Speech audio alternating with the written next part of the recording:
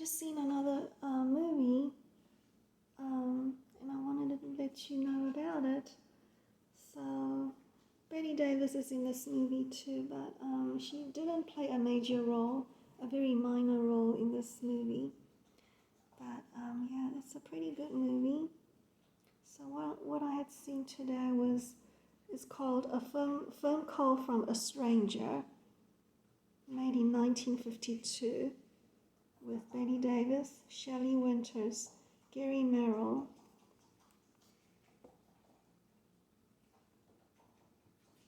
So let me tell you about it. Phone Call from a Stranger is a 1952 American film noir drama directed by Jean Negulesco, who was nominated for the Golden Lion at the Venice Film Festival. The screenplay by Nunnally Johnson and I.A.R. Wiley, which received the award for Best Scenario at the same festival, centers on the survivor of an aircraft crash who contacts the relatives of 3 of the victims he came to know on board the flight. The story employs flashbacks to relive the 3 characters' past. Plot. After his wife, Jane, played by Helen Westcott, admits to an extramarital affair, Iowa attorney David Trask, played by Gary Merrill, abandons her and their daughters and heads for Los Angeles. His flight is delayed, and while waiting in the airport restaurant, he meets a few of his fellow passengers. Troubled alcoholic Dr. Robert Fortness, played by Michael Rennie, haunted by his responsibility for a car accident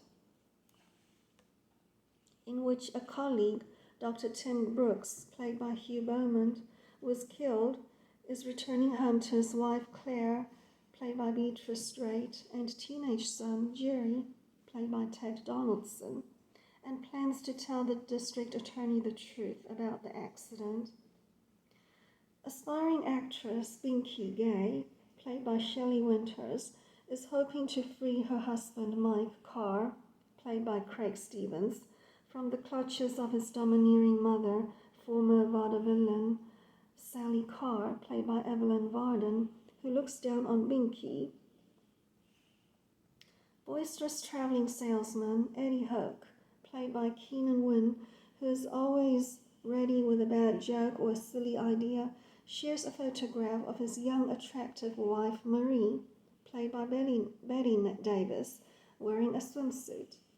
When a storm forces the aircraft, Douglas DC-3, to land en route, they continue to share their life stories during the unexpected 4-hour layover. They exchange home phone numbers with the idea that they may one day have a reunion. Upon their journey, the aircraft crashes, and Trask is one of a handful of survivors. Most of the passengers and crew are killed, including Trask's 3 acquaintances. Trask contacts their families by phone and invites himself to their homes. Claire confides that Jerry has run off because he blames her for his father's frequent absences and drinking. Trask finds the young man and convinces him to return home, even for a short while, to hear what he has to say about his father. Claire objects to Jerry learning the truth about the car accident and about how she went along with a lie to protect both her husband and her son, but when Trask explains Fortness' deep sense of guilt and his determination to right the wrong he had committed, Jerry has a change of attitude. Hoping to change Sally's opinion of her late daughter-in-law, he tells her Binky had been cast as Mary Martin's replacement in South Pacific on Broadway and had recommended Sally for a role. Mike thanks Trask for giving Binky such a beautiful success, the kind she always dreamed about but never could have. Trask's final visit is to Marie. He discovers she is not the beautiful girl of Eddie's photograph, but an invalid paralyzed from the waist down. Mary reveals that early in her marriage, She had left Eddie, whom she found to be vulgar and tiresome, for another man, Marty Nelson, played by Warren Stevens.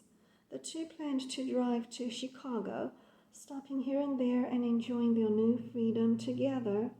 During one such stopover at a lake, however, Marie hit her head on the underside of a dock while swimming and receiving her paralyzing injury. Marty abandoned her. While in the hospital, confined to an iron lung and feeling hopeless, Eddie, completely forgiving her and saying, "Hiya, beautiful," came to take her home. Marie tells Trask that, despite his often obnoxious behavior, Eddie was the most decent man she had ever known and had taught her the true meaning of love. Marie's story teaches Trask a lesson about marital infidelity and true reconciliation. He calls Jane to tell her he's returning home. So it's a beautiful story. I enjoyed it. Yeah, so that's the movie of the day. I'll see you all in the next video. Bye.